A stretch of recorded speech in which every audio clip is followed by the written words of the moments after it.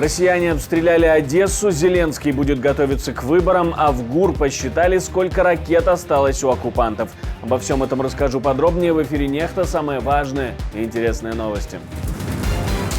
Путин сделал неожиданное заявление по поводу своего участия в следующих президентских выборах в России. В секторе Газа готовятся к гуманитарной паузе, или она таки невозможна? Я думаю, что все приветствовали бы гуманитарные паузы, в этом нет сомнений. Очевидно, есть разные мнения, особенно по вопросу прекращения огня.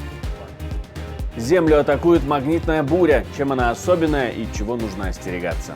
Активность Солнца растет постепенно, а не сиюминутно, поэтому оно сейчас уже существенно активнее, чем 5 лет назад. Но пик активности, согласно прогнозам, будет в следующем году. Спасибо, что смотрите, спасибо за доверие. Не забывайте ставить лайки, не забывайте оставлять комментарии и не забывайте подписываться на наш канал, это очень важно, а для вас совсем не сложно. Поехали.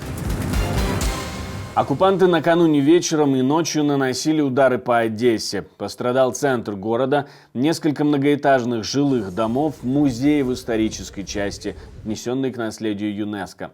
Удары наносились и по припортовой инфраструктуре Одессы. Всего по городу выпущены 2 ракеты Х-59, баллистическая ракета с комплекса «Искандер-М», противокорабельная ракета «Оникс», 2 управляемые ракеты Х-31 и 22 «Шахеда».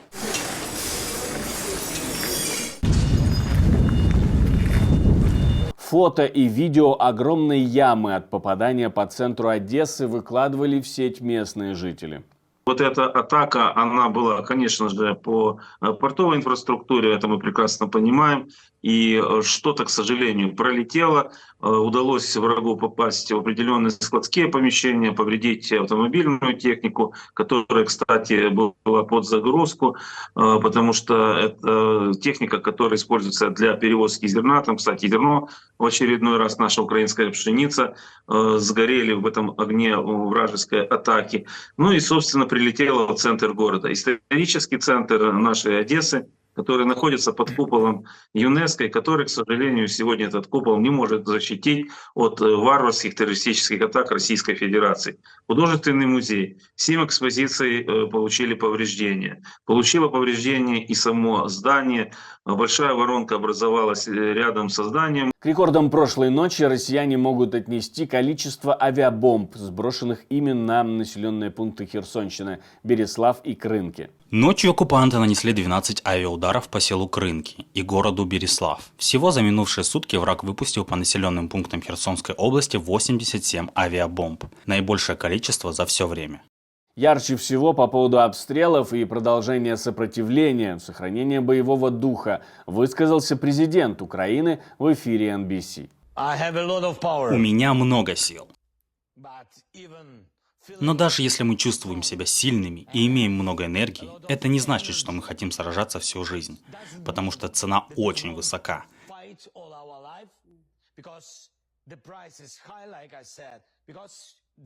Как я уже говорил, война забирает лучших из нас, лучших героев, лучших мужчин, женщин, детей.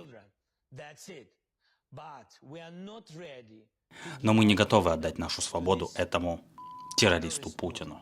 Military Media Center пишет, что за последнюю неделю вооруженные силы Украины ликвидировали около 10 батальонов оккупантов. Это более 5100 солдат. В Украине проведут президентские выборы в марте 24-го. И даже якобы президент отдал соответствующее распоряжение о подготовке к выборам на 31 марта. Об этом заявляет народный депутат Украины Алексей Гончаренко. Официальных подтверждений этому пока не было. Как именно будут проводиться выборы во время действия военного положения, которое Зеленский тоже предложил сегодня Раде продлить еще на 90 дней, внеся соответствующий законопроект, пока непонятно. Как обеспечить участие всех граждан Украины, тоже непонятно. И главное, как будут голосовать на фронте, при фронтовых территориях и даже на оккупированных. К тому же, если военное положение продлится до 14 февраля, как предлагает президент, подготовка к выборам фактически будет сорвана, а изменить законодательство в плане выборов невозможно тоже во время действия военного положения. Но тот, кто хочет, ищет возможность. Неожиданной новостью стало то, что Владимир Путин собрался оставаться у власти и собрался идти на следующие выборы президента Российской Федерации. Об этом пока пишет Reuters. О прилетах по складам с вооружениями и вертолетам оккупантов в селе Седово за Мариуполем в сторону российской границы писали украинские медиа. Местные жители выкладывали видео в сеть, которое мы вам не можем, к сожалению, показать тут по правилам Ютуба, но вы можете увидеть видео попадания в Седово в нашем телеграм-канале. Оккупанты снова говорят, правда, что ничего не пострадало, просто короткое замыкание, сырость, да и не взорвалось ничего толком. Ни вертолеты, ни боекомплект.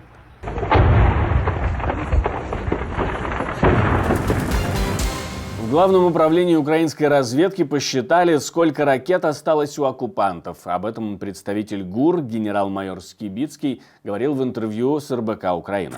Список довольно внушительный, но генерал уточняет, что в прошлом году он был примерно такой же. Всего в запасе у России имеется около 870 высокоточных ракет с дальностью более 350 километров. Итак, это 165 калибров, 160 ракет Х-101, Х-555 и Х-55, 290 «Искандеров» М и К, 80 кинжалов, 150 ракет Х-22 и Х-32. Нужно добавить, что все это ориентировочно. Естественно, точных цифр нет ни у кого. Наверное, даже у россиян. В Украине откажутся от призыва. В течение следующих 5 лет армия перейдет на контрактную основу. Об этом пишет украинская Минобороны и об этом говорит министр. Рустем Умеров подписал приказ об утверждении концепции военной кадровой политики до 2028 года. Что она включает? В мирное время ВСУ перейдут на контрактную основу, но срочную службу заменят интенсивной военной подготовкой людей призывного возраста. Запускается система рекрутинга в ВСУ. Равность возможностей для мужчин и женщин должна быть строго оговорена и обеспечена. Электронная и автоматизированная система учета кадрового и потенциально резервного. Сотрудничество военных вузов с вузами НАТО и тому подобное. Какая система обучения и что это вообще будет, пока не освещается. В сети можно найти предположения, варианты швейцарской системы или израильской, постоянные сборы и периодическое обучение. Рекрутинг – це про те, що люди будуть набиратися, базуючись на їхній освіті, яку вони мають, і щоб вони були максимально корисними у війську, а не так, як, на жаль, буває зараз, що ми мікроскопом забуваємо цвяхи. Люди з освітою, яка може бути більш корисною в певних підрозділах, зараз сидять у окопах і відбувають атаки. Гуманитарная пауза может улучшить шансы на освобождение заложников в Газе, так считают в США.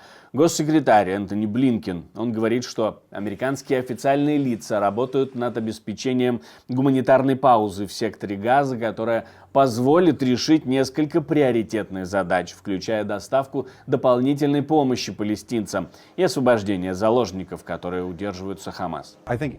Я думаю, что все приветствовали бы гуманитарные паузы, в этом нет сомнений. Очевидно, есть разные мнения, особенно по вопросу прекращения огня.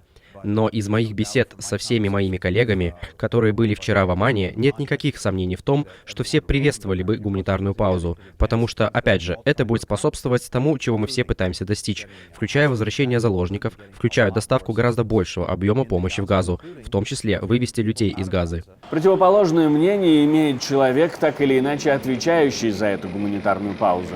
Премьер-министр Израиля. Прекращения огня не будет до тех пор, пока не будут возвращены заложники, говорит он. Я хочу, чтобы вы знали, что есть одна вещь, которую мы не будем делать. Не будет прекращения огня без возвращения наших заложников. Вычеркните это полностью из лексикона. Мы говорим это нашим врагам и нашим друзьям. И мы просто будем продолжать, пока не победим. У нас нет альтернативы. Сразу в нескольких областях Украины жители наблюдали кроваво-красное полярное сияние. Совсем не характерное явление для этих широт. Но в этом году оно происходит уже во второй раз. В апреле что-то похожее видели в Харьковской области. Обычный цвет полярного сияния зелено-красный, поэтому красное сияние над отдельными областями Украины – это почти типичный его цвет. Его дает атомарный кислород. Активность Солнца растет постепенно, а не сиюминутно, поэтому оно сейчас уже существенно активнее, чем 5 лет назад. Но пик активности, согласно прогнозам, будет в следующем году. Поэтому в ближайший год таких сияний будет больше. Но сколько точно сказать трудно. А тем временем Землю атакует мощнейшая магнитная буря, вызванная солнечной активностью. Накануне ученые зафиксировали разлом величиной с Евразию на Солнце, и высвобожденная энергия могла достигнуть Земли. Пик магнитной активности приходится на 5-8 ноября, поэтому будьте осторожны.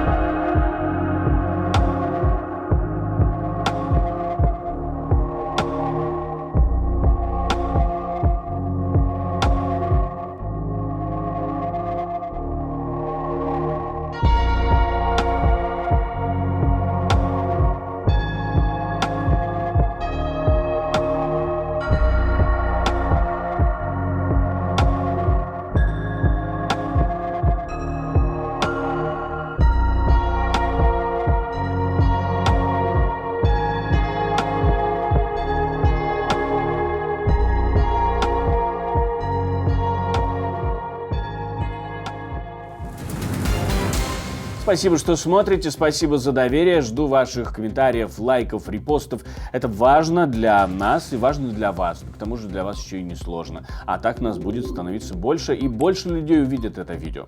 На этом все, до встречи, хороших вам новостей.